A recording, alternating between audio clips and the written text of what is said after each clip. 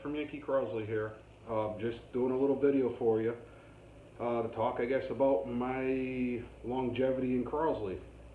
Sitting and thinking back, it's been 24 years now I've been involved with Crosleys, which seems amazing to me. I can remember when I started out, way back when, I believe I started with 3 floor pans and brought some to Ohio, and to my surprise they all sold out, and I had people asking me to make more stuff and giving me a list of what they needed. And I was like, geez, this might just pay for my hobby, and this would be a great idea. So through that, I pulled Dave Edwards to the side and said, Dave, do you mind if I start making some of the stuff that's in demand? His response to me was, no, bring it on. We could use all the help we can get to keep these cars affordable and on the road. And ever since then, that's sort of been my montage. I want to keep the cars on the road. I want to keep them affordable. I don't feel this car should be priced out of the market to where the average person can't afford it. For me, it was sort of a life saving back then because I had kids and I didn't have a lot of money.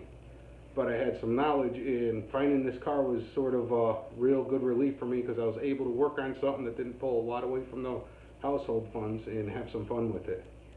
And that was the other thing with me, is I want to try and keep the cars fun. I know, like at the shows, I work on them and stuff, and I sort of do that because in my eyes, if you have the car and you're not using it, you're not going to know what fun they are to drive, and you're not going to promote them like they should be promoted. These cars in their day were given a bad name, and it always sort of irked me a little bit. I've driven these cars for over 1,000 miles in a trip, going all the way from Connecticut to Ohio, then to Auburn, Indiana, and points in between, and the car ran flawless. It was incredible. It was an incredibly good time. I urge people to take them on trips. I think you'll have a fun time with them.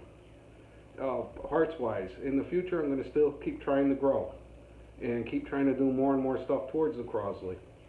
I've also got into the restoration side of it, which sort of surprised me.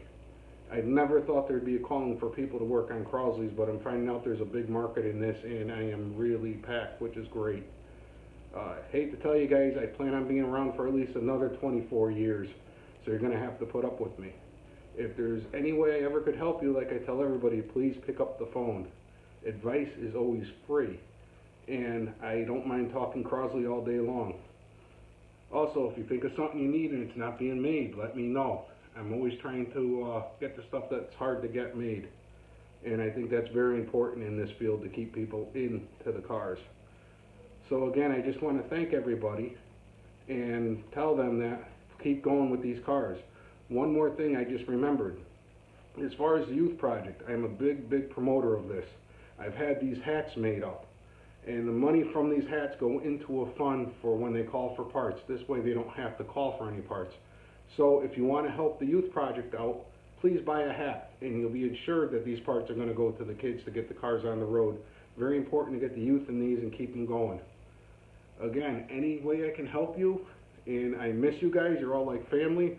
Hopefully next year we're back together, and we'll talk more then, or call me. I'm always around for advice or anything you need to do. Thank you again. I appreciate the time you've given me.